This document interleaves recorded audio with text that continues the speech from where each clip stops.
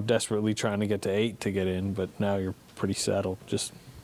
Well, lucky us. So we get a chance to compete in the postseason, and I'm very grateful for that because there was a time where the Warriors made the postseason once in 18 years. So I hope people can be grateful for that we have a chance to, chase greatness. Clay, you moved to the bench for a while and started really getting hot shooting there, and maybe the role kind of helped settle some things. But now you're back in the starting lineup and you're still shooting really well. Do you think staying in the starting lineup is the way to go right now? And do you think you're just on a roll either way? I would guess as a question. I think I'm playing with a great rhythm right now, and we have become accustomed to how to play with different guys in different lineups. Whether I start or I come off the bench, I'm going to be myself, and I'm going to do everything I can to help this team win games. So at this point in my career, I'm just grateful to be healthy and playing a lot of minutes in the NBA. Clay, throughout the season, the Warriors fans were not so sure that you guys were going to make it to where you are right now.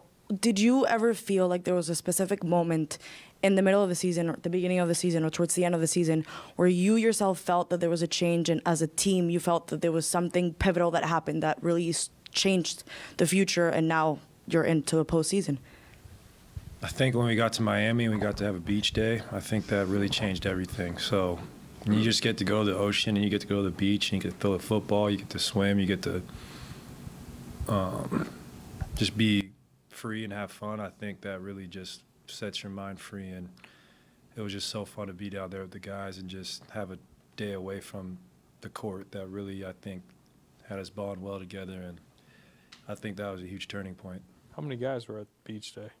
I'm sure everyone got their feet in the sand, which is a form of grounding, which is very important. Clay, you mentioned the amount of games you've played this season, how amazing it is given what you've been through. Does it, at some point, do you think it is amazing, even to yourself, that you've done this? And what do you think it's proven? I think it is amazing because it's easy to fall in love with the great shooting nights and big scoring outputs, but unless you've been through a Achilles rehab or ACL, it's very difficult. And to do that in 2 years and come out and play in 94% of games, I mean, that's what I'm proud of. That's what I'm most proud of, is just being available and being a constant in the lineup, because the NBA season is strenuous, it's long, and it takes a lot of discipline to be able to do it nightly. And that's one thing I am very proud of this season, is just my ability to play in this amount of games. We know you came back in the middle of the season 2 years ago and then played the most minutes of anybody in the playoffs than last year. But how much better, say, do you feel towards the end of the season than you have felt, say, the past 2 seasons? I feel great, but feels very similar to last year and the year beforehand. You should be in peak physical shape at this point with the amount of games we played, so doesn't feel much different, but mentally I feel incredible, just knowing what we've accomplished and have the opportunity to do going forward. It's really special.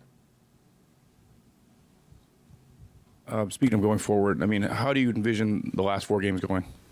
As far as, I mean, I'm sure you'd like to win them all, but That's the goal, to win them all. We know how hard it is to win in LA.